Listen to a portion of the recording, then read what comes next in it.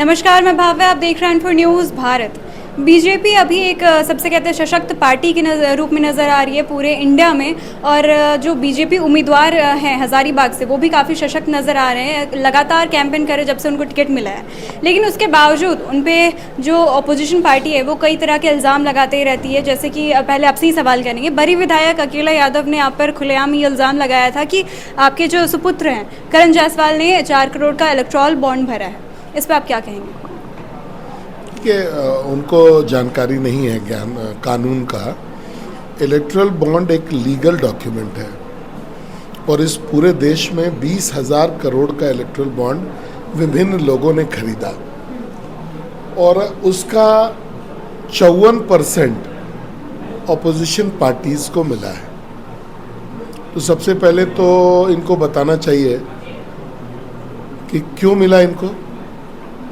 Bharatiya Janata party को केवल, जबकि भारतीय जनता पार्टी केंद्र में सत्ता में है, बहुत सारे राज्यों में सत्ता में है, उसके बाद भी उसको कम मिलता है और विपक्ष के लोगों को ज़्यादा मिलता है। क्या कारण है इसका, ये बताना चाहिए उनको। दूसरा कि उनको कानून का ज्ञान है कि नहीं है, ये भी समझाना चाहिए कि इलेक्टोरल बॉन्ड मेरे बेटे ने खरीदा तो कोई गलत चीज़ खरीद लिया क्या? कोई गलती तो की नहीं। हिंदुस्तान के सरकार का एक लीगल डॉक्यूमेंट उसने खरीदा।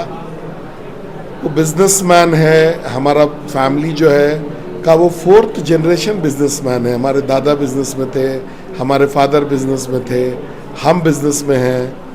जी, उनका ये भी आरोप होता है कि व्यवसायी वर्ग से हैं आप लोग और उसके बाद फिर आप लोग पॉलिटिक्स में भी उतर रहे हैं। तो व्यवसाय करते हैं या फिर आप जनता का भला करते हैं?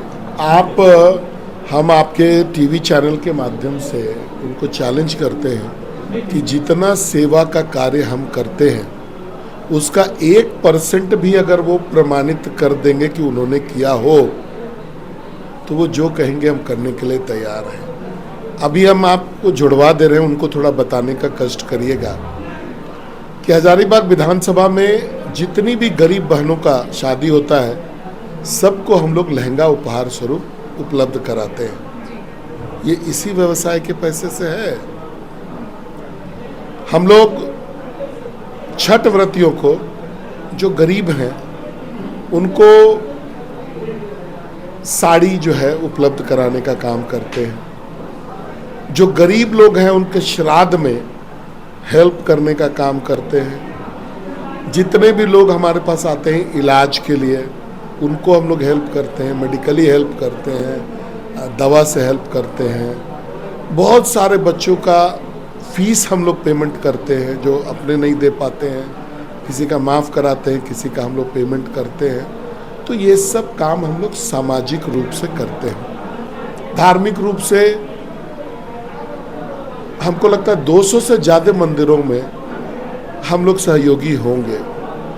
तो ये सब काम हम लोग सेवा भाव से करते हैं और केवल इसलिए करते हैं कि हम लोग व्यवसायी वर्ग से हैं। अब उनको जरा पूछिए कि वो तो राजनेता हैं, इसका 1% भी अगर उन्होंने किया हो तो हमको बता दें। बात आई है यहाँ पे धार्मिक की, तो इस बार भी रामनवमी में डीजे का प्रचलन बंद है। जैसे कि अभी कोरोना वक्त से बंद था, ये इस वक्त भी बंद है और लोगों का काफ़ी आक्रोश है, इच्छा है कि इस बार चले, क्योंकि फेस्टिवल्स कभी कभी आते हैं। लेकिन उसके बावजूद भी इस बार प्रशासन काफ़ी ज़्यादा टाइट है, आचार संहिता को लेकर के, रामनवमी, ईद, ये सारी चीज़ों को लेकर के। आप इसमें युवाओं को क्या बोलना चाहेंगे? देखिए, युवा आक्रोशित है, इसमें कोई दो मत नहीं है और सारा का सारा दोष राज्य सरकार पर है, उसकी दोहरी नीति पर है। अभी रामगढ़ में आप जाइए तो डीजे आराम से बज रहा है, हजारीबाग जिला में बड़का गांव में डीजे आराम से बज रहा है। केवल हजारीबाग में उनको तुष्टिकरण करना है और ये बड़ा इंटरेस्टिंग है। आप जिला प्रशासन हजारीबाग से बात करिए तो वो सरकार का हवाला देंगे। आप जब सरकार से बात करिए तो वो जिला प्रशासन पर छोड़ देंगे कि ये उनका निर्णय है। तो ये सरकार और प्रशासन के बीच का खेल में हजारीबाग के रामनवमी को कमजोर करने का प्रयास चल रहा है, ये चल रहा है। और इसका देखिएगा कहीं ना कहीं खमियाजा 2 तरीके से। एक तो राम और राम भक्तों के साथ खिलवाड़ इस सरकार को महंगा पड़ेगा। दूसरा कि ये जो परंपरागत चीजें हैं जो कि सदियों से चलती आ रही हैं और अब समय के साथ इसने परिवर्तन किया है। पहले ढोल नगाड़ा था, उसके बाद माइक आया, उसके बाद चोंगा आया, अब डीजे है, आगे कुछ और आ जाएगा। लोग अपग्रेड करेंगे अपने आप को और इसमें कोई बुराई भी नहीं है। और आप हमको केवल इतना बता दीजिए कि एक डीजे के बजने से कौन सा दंगा फसाद हो जाता है। लेकिन ये सरकार और ये जिला प्रशासन हजारीबाग तुष्टीकरण की राजनीति करती है। इसी तुष्टीकरण का ये नतीजा है कि ये रामनवमी पर डीजे का बैन, कोई लीगल डॉक्यूमेंट ये दिखा दें कि हाँ भाई इस सेक्शन के अंदर इन्होंने बंद करके रखा हुआ है। इनके पास कोई नहीं है। इनके सभी थाना के लोग जाकर के डीजे वालों को डराएंगे, क्लब वालों को डराएंगे, धमकाएंगे और यही डर और दहशत का खुला प्रदर्शन इस कांग्रेस और जेएमएम की सरकार के द्वारा किया जा रहा है हजारीबाग में। N4 News Bharat।